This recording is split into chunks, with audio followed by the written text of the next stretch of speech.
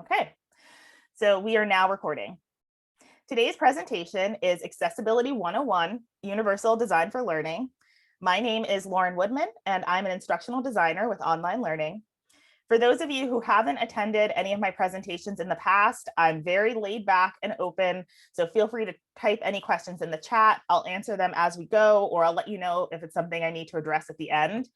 I just ask that you mute yourself if you're not speaking, but feel free to unmute and interrupt if you have any questions or if you have something to add. And give me one moment to get the chat open. Okay.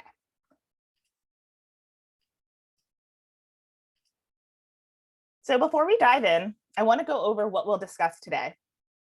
We're going to start by defining some of these terms. So what is universal design for learning and why does it matter? Next, we'll get into a deep dive into the UDL guidelines, break down the meaning of each area of UDL, and relate how we can connect each of these ideas to your own teaching. Then we'll discuss culturally responsive teaching and equitable practices. And then lastly, we'll either have breakout groups or a group discussion, and we'll brainstorm ideas of how you can use UDL in your teaching. Does that sound good? And you can use your reactions too, your thumbs up and all of that. Yay, I got some thumbs up. All right. So we're going to start with definitions and make sure we're all on the same page.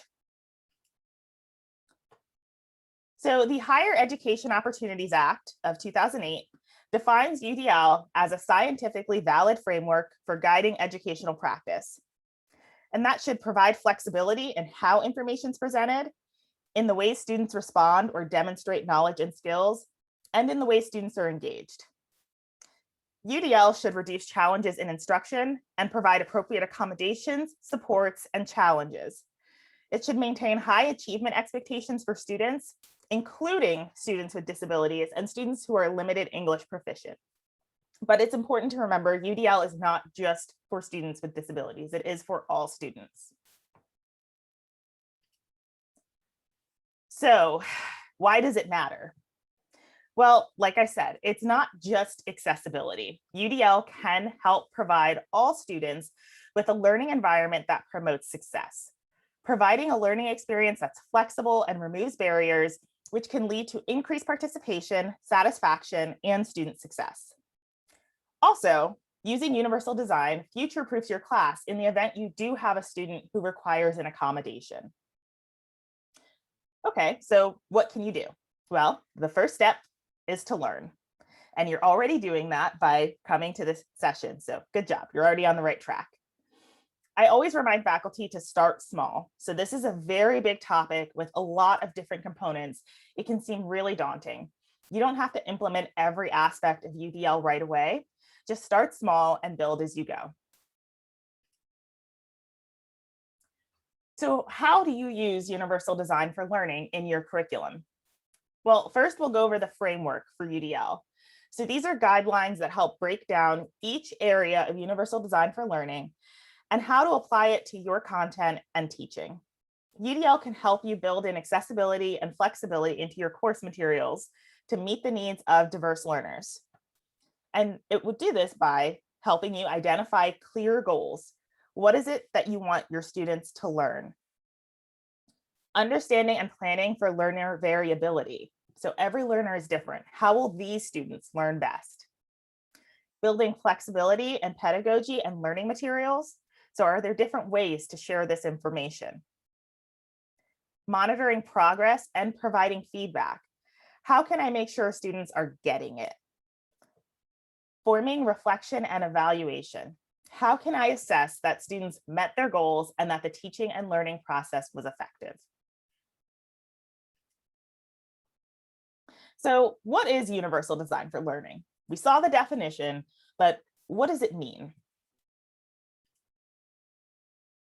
The idea behind universal design for learning is to create a learning environment where you provide multiple means of engagement. I like to think of this as the why of learning, and that will help your students get motivated. So this might mean designing varied, collaborative, interactive learning activities that play to the different strengths of all of your students. Multiple means of representation. This is the what of learning. This is what will help your students gain the necessary knowledge or skills. For example, a variety of text, audio, and video content, language and examples that your students can relate to, so no jargon or outdated references. Remember that everyone has a different background, so what's commonplace for some students could be completely unknown to others. Multiple means of expression. This is the how of learning that will help your students accomplish their goal or fulfill the learning objectives. So allow students to express their knowledge in different ways. You could allow the choice of a paper or a presentation or a video skit for the same assignment. Now, I know this text is small. I don't expect you to be able to read it, but this is the image of the CAST UDL Guidelines graphic organizer. So the guidelines are organized both vertically and horizontally. The vertical columns represent each of the three principles that we just discussed: engagement, representation, and action and expression. The horizontal rows include ways to increase access to the learning goal, ways to build, develop understanding of the content or skills, and then ways to empower the learner to internalize the materials. And together, these guidelines lead to the goal of expert learners. So now we'll deep dive into each of these guidelines and talk more about what they are and how to employ them in your teaching. I'm going to pause before we do this deep dive and see if anyone has any questions. If you're good and ready to go, you can just give me a thumbs up.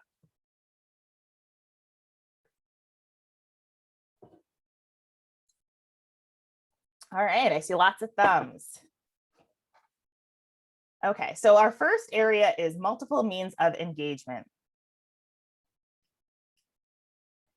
So engagement is, in my opinion, one of the most important parts of the teaching and learning process. It's the foundation upon which all learning happens. So I hope you will all indulge me in a really short video about engagement. It's less than 5 minutes. It is my favorite video to show to discuss why engagement is so important. Select these levels of engagement in less than 5 minutes, I promise. If you watch this scene from Ferris Bueller's Day Off, you'll notice that even in the midst of a boring lesson, none of the students are actually misbehaving. They're quiet. Nobody's tossing spitballs or playing those paper football games or checking their cell phones because, well, the cell phones back then were the size of a brick. Remember the Zach Morris phone. But most of the students are essentially following the rules. They aren't engaged. But what are they? Well, some seem to be retreating. A few seem to be playing the game of school, but nobody is actually committed to the learning. Well, here's where Schlechty's levels of engagement becomes helpful. It provides a useful framework for thinking about what it means for students to be genuinely engaged in their learning. Schlechty defines it this way. Engagement is active. It requires the students to be attentive as well as in attendance. It requires students to be committed to the task and find some inherent value in what he or she is being asked to do. The engaged student not only does the task assigned, but also does the task with enthusiasm and diligence. In 2002, Philip Schlechty developed a framework for thinking about student engagement based on two core ideas of attention and commitment. At the bottom, you have rebellion, which involves diverted attention and no commitment to the task. This is the student who seems to be acting out and causing disruptions, and as a result, they fail to learn from the task. Next, you have retreatism with no attention and no commitment. Unlike the rebellion, this student in retreat is not actively disrupting the learning, but instead seems to be kind of checked out. This student is often distracted and emotionally withdrawn from the task, and as a result, this student learns little or nothing from the task. At the next level, you have ritual compliance. This involves both low attention and low commitment. Unlike retreatism, a ritually compliant student doesn't completely check out, but instead is doing the bare minimum to avoid confrontation. This student will learn at a low level, and the task will not be retained over time. Next is strategic compliance. Often this looks like engagement because the student might be performing at a high level, but it's not. Here the student has high attention on the task but low commitment to what he or she is doing. This is the student who is playing the game of school, focused on things like grades, parental approval, rewards, and class rank. But the learning isn't intrinsically rewarding, and as a result, this student will often learn at a high level but fails to retain the learning over time or transfer it to a new context. And then finally, you have engagement. This requires both high attention and high commitment. Here, a student completely buys in out of a strong sense of intrinsic motivation, and this includes meaning and choice and challenge. This student will continue focusing even when the task gets more complex and challenging, and often they're going to choose to learn even when it is ungraded. This student will learn at a deep level, and the transfer will continue to new contexts.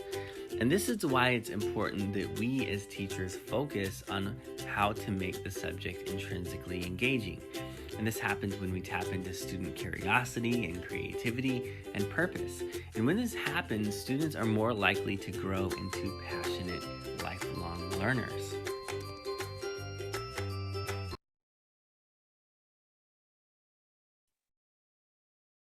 All right, so like I said, I love that video because it really demonstrates why engagement is so important. I think this quote from Cast explains why engagement is so essential to accessibility and why I believe that they go hand in hand.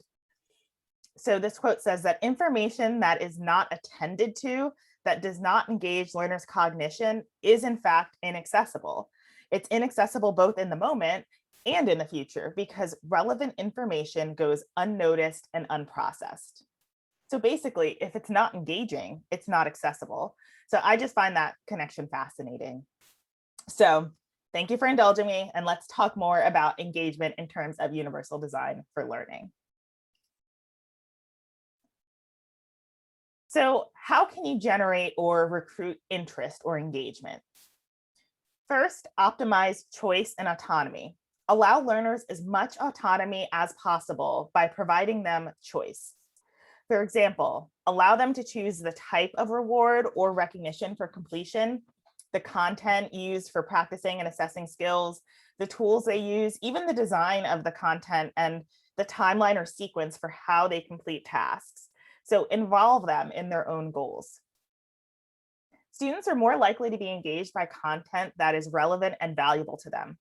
Capitalize on that by being culturally, socially, and personally relevant to your students. Design your learning activities so that they are authentic to students. Minimize threats and distractions by creating an accepting and supportive classroom climate. Creating a routine for your class can also be important, as well as providing reminders and previews to help students anticipate and prepare for changes. To sustain effort and persistence, try to engage your students with the goals. You can do this by displaying and discussing the goal in multiple ways. Ask your learners to explain or restate the goals in their own words. Give examples of what constitutes excellence or achievement of goals. Vary the demands and resources to optimize challenge. Provide alternatives for the tools used. Vary the degrees of freedom for acceptable performance. You can also foster collaboration and community. And this kind of goes without saying, right? You can create cooperative learning groups with clear goals and responsibilities and encourage support opportunities like peer tutors. I know we have some Learning Center people on the call. So tutoring is a great way to foster collaboration and community. You could also group students by common interests or activities and use group work to keep students collaborating. Increase mastery-oriented feedback. Providing your students with effective feedback is vital to their learning process. Mastery-oriented feedback encourages perseverance and emphasizes effort and improvement. And all feedback should be timely and specific. As we saw in the engagement video, intrinsic motivation is going to be what keeps students engaged. Promote expectations and beliefs that optimize motivation. Support activities that encourage self-reflection and identification of personal goals. Help students facilitate personal coping skills and strategies like seeking external emotional support and developing internal controls. Encourage students to have a growth mindset. So I can improve my math skills rather than I'm not good at math. Help students develop self-assessment and reflection skills. Offer devices or aids for students to monitor their progress and again, provide plenty of feedback. So those were a lot of ideas, but here are some questions you can ask to help you think about how learners will engage with your lesson. Does the lesson provide options that can help all students maintain engagement and interest, sustain effort and motivation, regulate themselves and their own learning?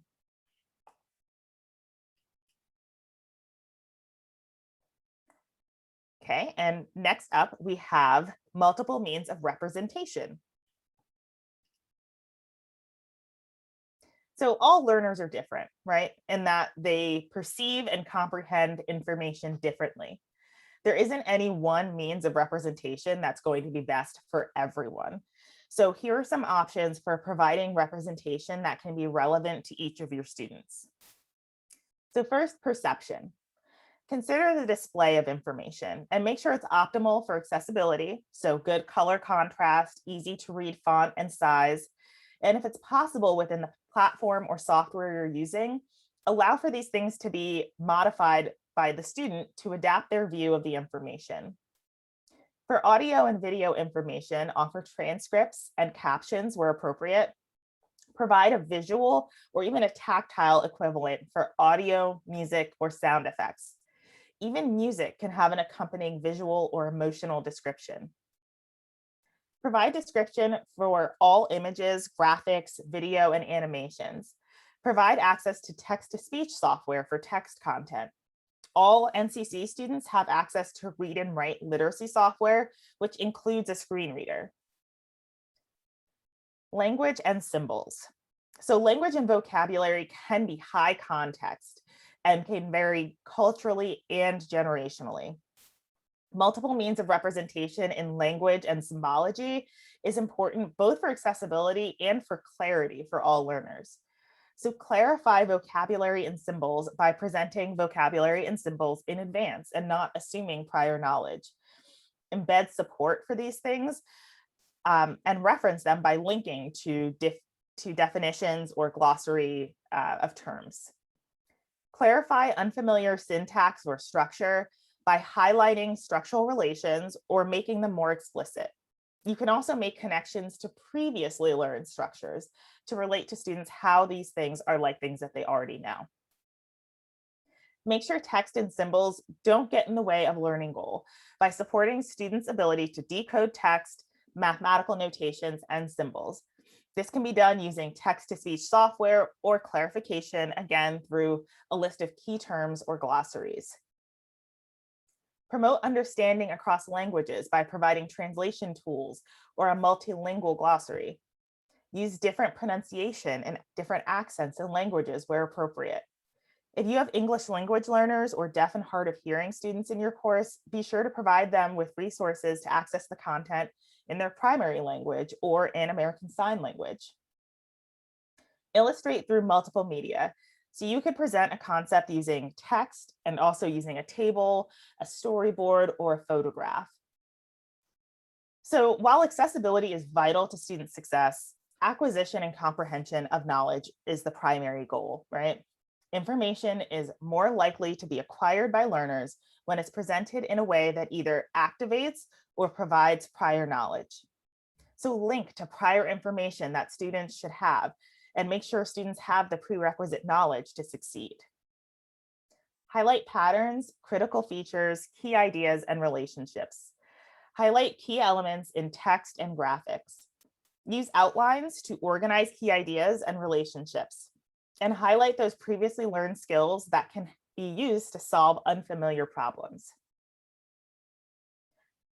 Help guide students' information processing and visualization.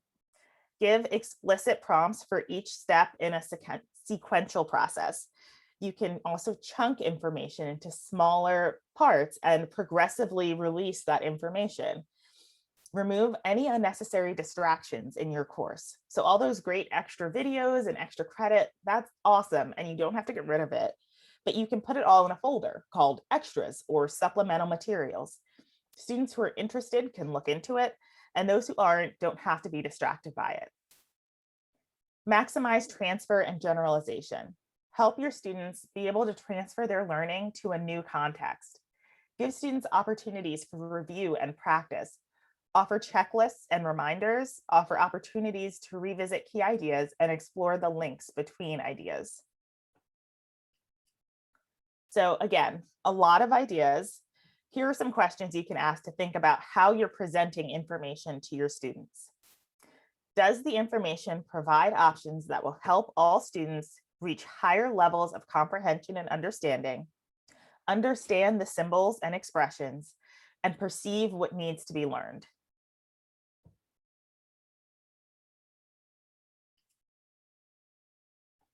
The final guideline is multiple means of action and expression. Learners differ in the ways that they navigate a learning environment and express their knowledge. Because there isn't one means of action and expression that's ideal for all students, provide multiple means of action and expression for your students by employing some of the following techniques. Vary the methods for response and navigation. Provide plenty of time or even alternatives in timing, speed, and range of motor action. Provide alternatives for physically interacting with materials, like using voice instead of a keyboard. Speech to text is another great option for this. Optimize access to tools and assistive technologies like speech to text. Again, Read and Write is a great tool that's available to all students, and programs like Microsoft have a built-in dictation option. To allow for accessible expression and communication, use multiple media for communication. For example, text, video, music, visual art, physical diagrams. Use interactive web tools or social media with built-in options for organizing content. Use multiple tools for construction and competition. Provide software like spell and grammar checkers, text-to-speech software, calculators, CAD and mathematical software, and web applications. Using contemporary versus traditional tools will not only help prepare students for their future, but it can also promote success among a larger group of learners. Build in fluency with graduated levels of support for practice and performance. We often call that scaffolding. Provide differentiated models, mentors, and feedback, so that allows students to use different approaches and to be exposed to those who use different approaches. Provide scaffolding for learners that can gradually be reduced with increasing knowledge or independence. Provide options for executive functions. UDL framework allows for expansion of executive functions by scaffolding lower level skills, which eventually require less executive processing, and by scaffolding higher level skills and strategies so they can be more developed and effective. You can support this by guiding appropriate goal setting.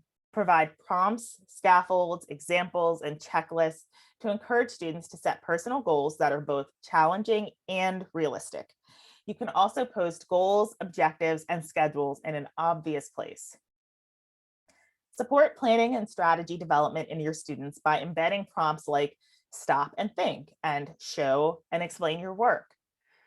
Provide guides for breaking long-term goals into short-term objectives. Provide milestones for large projects. Facilitate managing information resources and by providing graphic organizers and templates for organizing information. Provide checklists and guides for note-taking. Enhance students' capacity for monitoring progress. Ask students questions that encourage self-reflection. Show presentation of progress, like sample before and after work of actual student work. This can It's be 11:30. sorry. This can be really useful in courses where students have a portfolio or a paper. Show them a rough draft and a final draft, and use assessment checklists, rubrics, and examples of student work.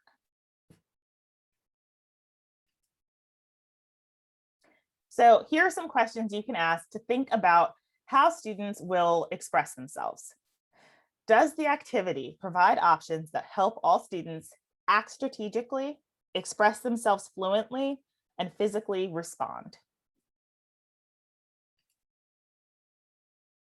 This is the visual of all those key questions we considered when planning a lesson for each of those UDL guidelines.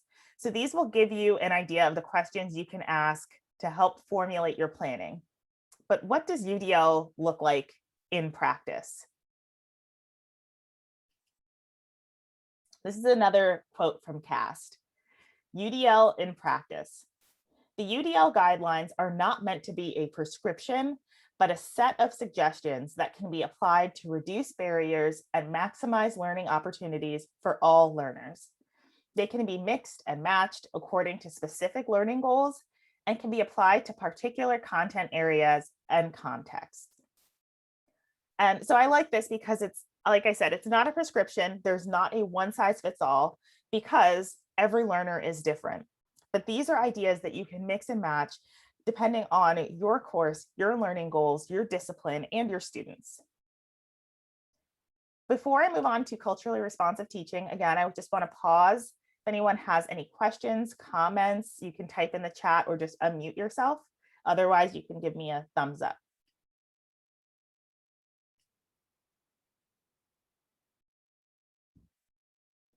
Okay, I see a lot of thumbs. So we're going to talk briefly about culturally responsive teaching because I think it's very important to the discussion of accessibility. So what is culturally responsive teaching? I like this definition by Valentina Gonzalez. It was in the article Culturally Responsive Teaching in Today's Classrooms from the National Council of Teachers of English. And she explains culturally responsive teaching as being about daily practices that bring students' cultures into instruction, valuing each student and what they bring, teaching them as people first in order to maximize their potential as students. So what are some steps you can take to make classrooms more culturally responsive? First, and this is probably the most important, assess your own biases. Recognize the need for equity and accessibility. Understand the role of privilege and institutional issues that may be barriers for your students. Next, get to know your students. Who are they? What kind of background, culture, status do they have? And how does that impact how they learn? Next, adapt your teaching and curriculum. Based on what you've learned about your own biases, institutional barriers, and about your students, adapt your teaching and curriculum to be more inclusive and representative for your students. Next, elevate students' culture and native language. Consider the differences in culture and language in the content portrayed to your students. So for example, history can be understood differently from many different cultural and racial perspectives. Understand that students may have a different cultural understanding of a concept. And encourage students who are English language learners that their first language has value and celebrate the value of bilingualism. Involve family and community. I think we do a great job of this as a community college, but by supporting students' identity, we welcome those close to them into our inclusive campus environment. And here are some equitable practices that we can employ to make sure our classrooms are as inclusive and accessible as possible. These are from a presentation I gave on equity in online education. So if you attended that earlier in the month, or if you are attending that later this week, then you have a sneak preview and you've seen this before. But I think these equitable practices are important to consider when thinking about accessibility. So obviously, again, just like universal design for learning, this isn't a prescription and this isn't mandates. They're just ideas, and some may work great for your discipline, others not so much. So we'll go through the ones here, and then when we brainstorm, you can talk about other ideas that you might have. The first that I think is important is flexible due dates. So this doesn't mean students turn in work whenever they want, but instead, like I mentioned earlier, you could use milestones instead of due dates for every single assignment. For example, XYZ work must be completed by X date. Here's the suggested timeline of when to turn in those assignments, but it must all be turned in by this date. And that might not be great for students who are prone to procrastination, but it can help students who need more time to work on projects or who have busy schedules to be able to get all of their work done on a timeline that works for them, rather than trying to cram it to get it all done on a Sunday night. Change up class times and office hour times. So this one might be more administrative, but if we're going to offer synchronous courses, could we have different time options for students to attend? So if the same instructor or group of instructors is teaching Accounting 101 at maybe 10 a.m. or 1 p.m. on Mondays or Thursdays, could students have the flexibility to attend either a live lecture or watch a recorded lecture for credit if they can't attend live? This also has the added benefit of, again, like I mentioned earlier, exposing students to different viewpoints and different backgrounds. Maybe if they are exposed to the way different instructors teach accounting, they'll see which way works best for them. Faculty often lament that they have set office hours and no one ever attends. Students just want to email or text, or worse, they just don't reach out for help at all. So try offering the option for scheduled meetings rather than set office hour times. I've worked with faculty to set up Doodle bookable calendars, and that allows students to schedule time with you using a unique scheduling link. Alternate assessments. So this isn't say exams are bad or papers are bad, but again, as we talked about earlier, it's really nice to have a variety if you can. This allows students who excel in one area to have the opportunity to do really well on an assignment that fits their strengths. So some ideas for that might be a project, a multimedia assignment like a video or a presentation or a website, instead of a paper or a multiple choice exam. You could also try component projects rather than full group assignments. It's the same amount of work for an instructor to grade, and students contribute to a part of a whole, but they're responsible for their own work and not so dependent on others. So this could be an asynchronous debate discussing pros and cons of a topic, or research on specific aspects of a topic. A wider period of time for taking exams. Consider the conditions some students have at home. They may not have a desk or a table to take the exam at. They may have to wait for their children to go to bed or their spouse to be done working. So having a tight timeline to take an exam, which is already a high stakes assessment, can not only create logistical issues, but also equity issues and added stress for students. Interactive activities. So traditionally, an online course might have a PowerPoint, a text guide, readings, maybe one or two videos. Students might do a discussion board. So what are some other more interactive options? Try creating audio or video instructions. Students can participate in Flipgrid discussions instead of a written discussion board. You can use a tool like Padlet to organize content and allow for more organized multimedia in general. Record lectures or mini videos and post them for viewing after class. In an Inside Higher Ed study of over 2,000 college students, and it was a pandemic, the title was Pandemic Era Experiences Students Want Post-COVID. 79% of the students said they wanted lectures made available online so that they could go back and review material. So if you don't want to record your own lectures, see if you can find supplemental videos on YouTube or other sites for students to review. Offer OER and low-cost textbooks. OER stands for Open Educational Resources. So these are generally free or low-cost text options that are available for students to use, and they're often found online. The obvious benefit is that students don't have to pay for these, or the cost is very low. OER sometimes gets a bad reputation, but these texts are resources that are often peer-reviewed, and you can work with your instructional designer, that's me, or your librarian, that might be Diane, to find additional resources to supplement the text. If you're interested in developing or learning more about OER, you can reach out to me about an OER grant opportunity. And lastly, design with accessibility in mind. Use those UDL principles we just learned to design a course that is accessible for all students. Okay, so now it is reflection time. I had planned breakout groups, but seeing as there are only 7 of you, I think maybe we'll just have a group discussion. Give me a thumbs up if a group discussion sounds good. Okay, great. Love to see those thumbs.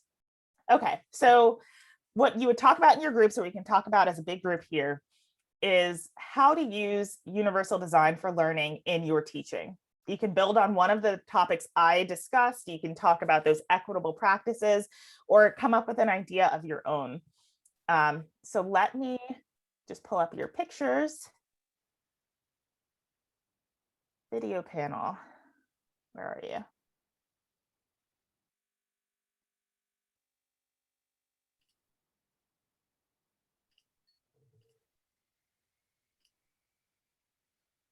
Ah, there you are. Okay. Now I see all of you, and anyone, if you want to unmute yourself, go ahead and type it out, or if you want to type in the chat, I'll read those things out. Lauren, I like the idea of the flexible due dates. I never really thought about that before. And I tried, I taught high school history for 15 years or whatever. And so then I came to the college and I tried to, and I taught honors history when I was at the high school. And so I always believed strongly in due dates. Like if you did not get it in by that due date, you were getting a 0 on the assignment. But this idea of the flexible due dates or, spot checking along the way until the completion, of when the actual assignment has to be turned in by, I really like that. And I think that's something that our students would be happy to have. It's also something that would be great for students who are the procrastinator, to hook up with an academic coach to help them set those deadlines for when they should get things done. Yeah. I think that's great. I think that's a great point with the academic coaches, and I also think it teaches students some really valuable skills about when we talk about goal setting and about time management. Mm-hmm. It's an opportunity, and there might be students who don't do as well with that, but I think it's a really great learning opportunity for students, especially if they have the support of a tutor or an academic coach. It was so different teaching high school because I knew like the students who were in my honors history class, were higher level, students. But at the community college level, you're not unless you're teaching like a dev ed course, you don't know the mix of abilities until you really are deep into the semester and you're seeing like the progress of the work that's being turned in. So that makes it a little bit more challenging. So I think this is a great thing to try. I think it has a good beneficial effect for the student services too, because extending, the time period when things are due, you don't get like a crunch of like a 1 or 2 week period where everybody is working on their assignments or the same type of assignment. And then it gets hard for them to get help and to use the resources. So I think it's beneficial from that perspective too. Yeah. That's a good point, Diane. Is that the question you had or the comment you had? I saw your hand up.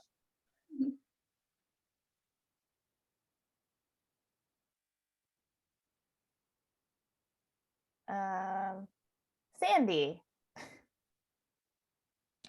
Hi. I was also going to comment on the flexible due dates.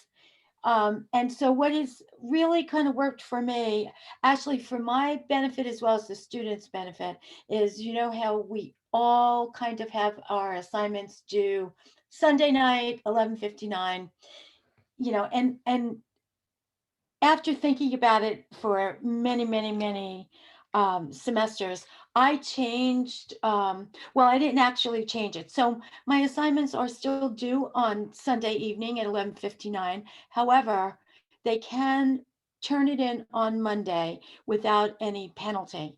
And that's kind of twofold.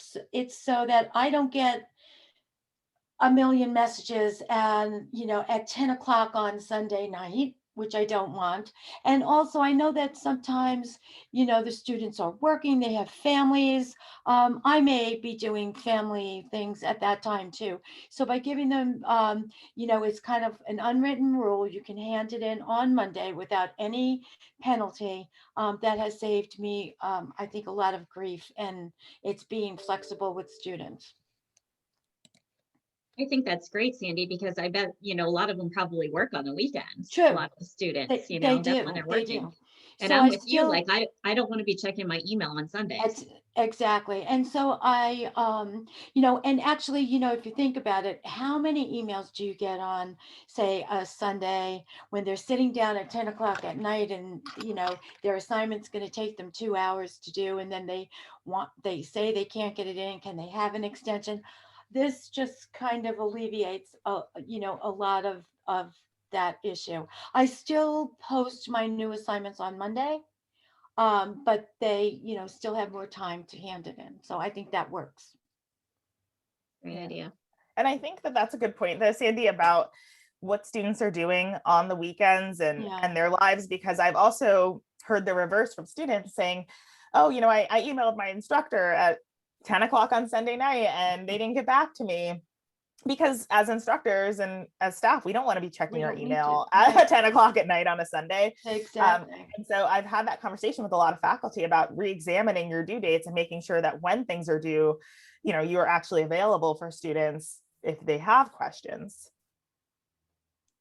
Well, and the other, I really like the flexible due dates. And the first time I was introduced to that was when I was in grad school, where I had a faculty member who said, look, here are the 5 assignments for the semester. As long as you get them to me by May 10th, it'll be full grade, but you're all in graduate school and you all need, you all have other classes and lives and jobs and stuff. And I was like, this is so great. Like, just as a student being like, okay, like on a Friday, if I'm not working or I'm home, I can finish something. And then she was like, if you want to email it, or we had to like mailboxes you could drop off. I mean, that sounds a little old school, but like you could just drop off. So on a Friday, sometimes I would just run in and drop off my stuff.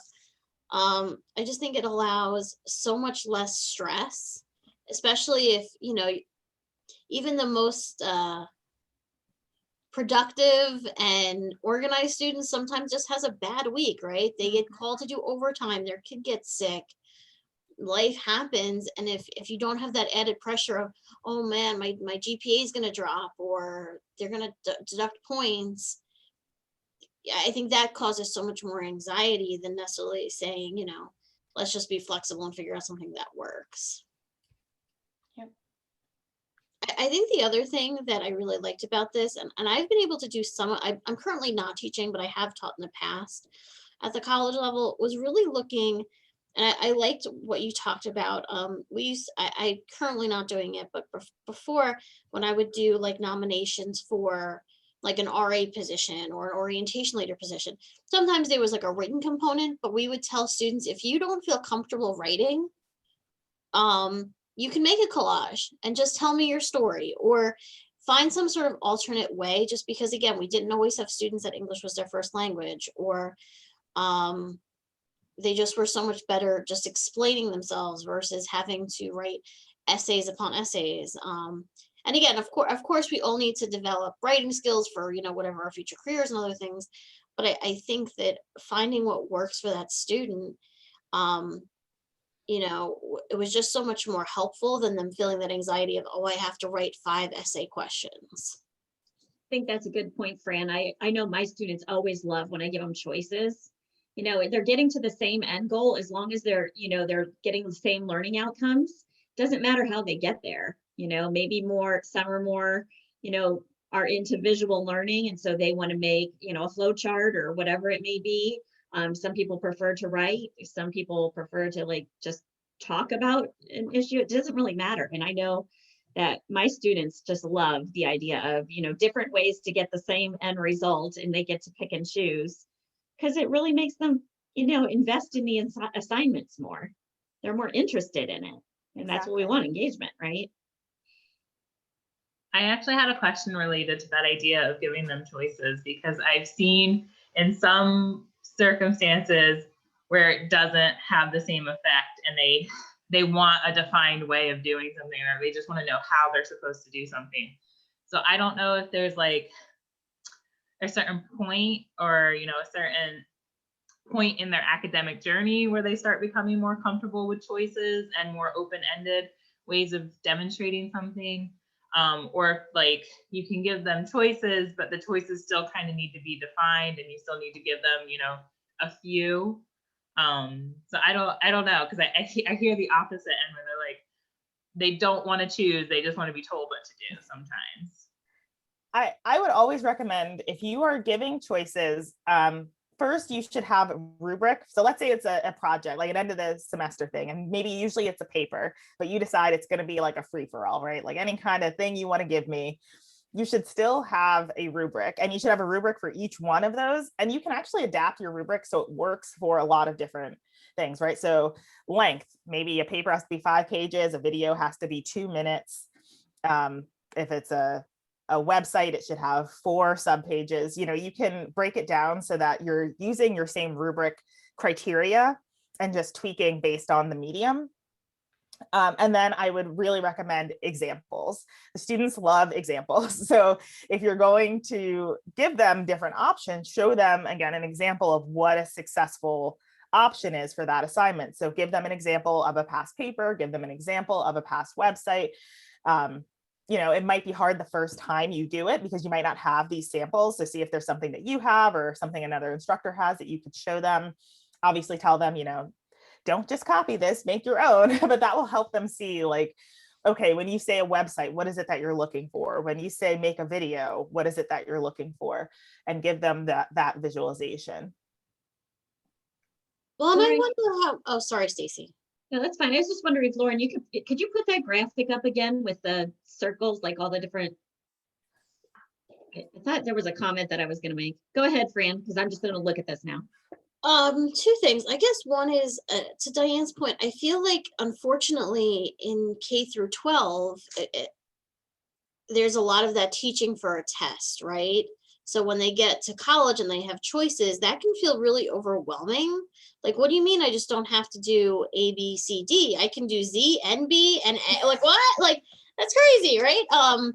And if you've been in a school district or a school where you don't have that, I can understand why that can seem overwhelming, right? If you only had cornflakes to choose from, then you go to Wegmans and you have all the different cereals, right? That might seem a little overwhelming. I know it's a bad example, but right. So just thinking about that and making sure that, you know, your older students who might be who have been working or maybe in the workforce may have seen that opportunity for options in a different way versus maybe some of our more traditional students that are coming out of teaching for the test and those kind of things. Mm-hmm. Also, Lauren, could you throw in the chat the bit.ly link? Because Yeah. my thing kept saying it wasn't working properly. Yeah. It could also be a user error, so I recognize that. And it might not be. I'm actually going to just give you the link to the Go Sign Me Up. Okay. Which is where all of this is anyway.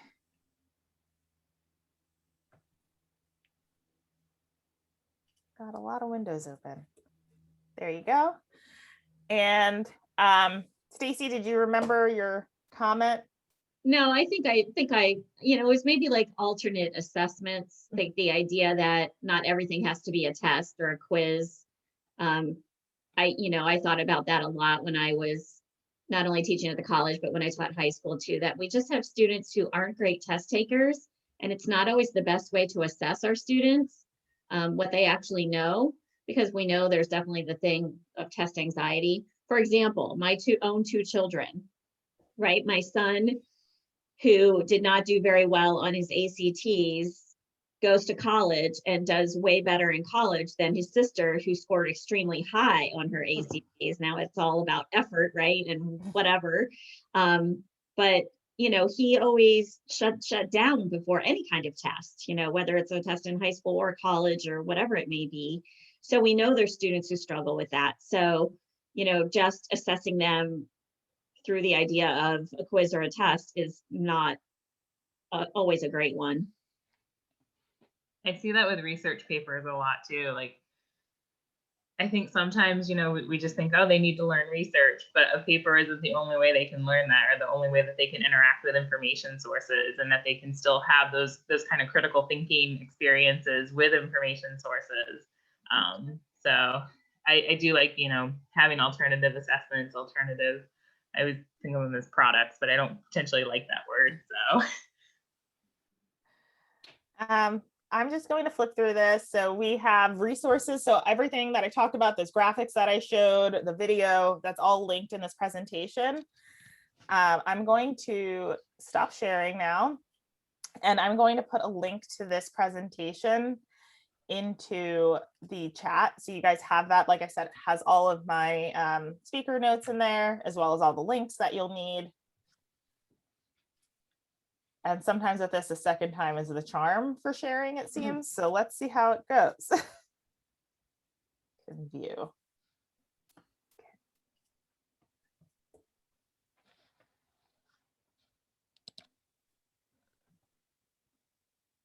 You can access it, Diane. Okay. If for some reason the link does not work for somebody, just let me know. I can email it to you separately or again. Any general questions before we wrap up? I'm here until 12. I can be here afterwards. If anyone has any questions, happy to chat.